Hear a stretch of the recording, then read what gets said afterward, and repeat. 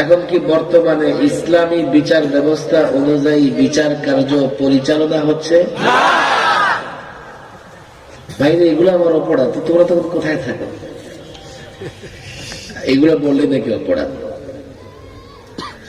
ومن لم يحكم بما أنزل الله فأولئك هم الفاسقون فأولئك هم الظالمون فأولئك هم الكافرون। 2 রাকাত তাহাজ্জুদ পড়ে মান্না সালোয়ার আশা করো, 2 রাকাত তাহাজ্জুদ পড়ে মান্না সালোয়ার চাও, পরিষ্কার ঘোষণা ওমান লাম ইয়াহকুম বিমা আনজালাল্লাহ।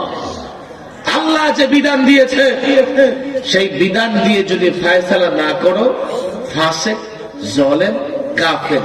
আল্লাহর বিধান বিশ্বাস করো কিন্তু ফয়সালা আল্লাহর বিধান অনুযায়ী করো না, তো তুমি জালেম, তুমি ফাসিক। আর আল্লাহ বিধান দিয়েছে বিচার কার্য পরিচালনা করার জন্য, যদি বিশ্বাস না করো তোমার ঈমান থাকবে না, কাফের। আমার কথা বিশ্বাস করার দরকার নেই। আপনার ঘরে কোরআনে কারিমের অনুবাদ আছে না নাই? সরকারি ইসলামিক ফাউন্ডেশন থেকে একটা অনুবাদ নিয়ে আসেন, আয়াত আলেমকে বলেন যে আয়াতটা বের করে দেবেন, এরপরে আপনি তরজমা পড়েন। আপনাকে মুস্তাহিদ হওয়া লাগবে না, গবেষক হওয়া লাগবে না। অনুবাদটা পড়লে আপনি বুঝবেন আল্লাহর বিধান অনুযায়ী বিচার কার্য পরিচালনা না করলে ঈমান থাকে না। আপনারা বলুন হুজুর আমরা কি আর বিচার করি? আমাকে ঈমান যাবে না, আমরা তো বিচারই করি না। ফালা ওয়ারাব্বিকা লা ইউমিনুন হাত্তা ইউহাক্কিমুক ফীমা শাজারা বাইনাহুম। আপনার রবের কসম, সে মুমিন হতে পারবে না যতক্ষণ না আপনি নবীকে বিচারক না মানবে।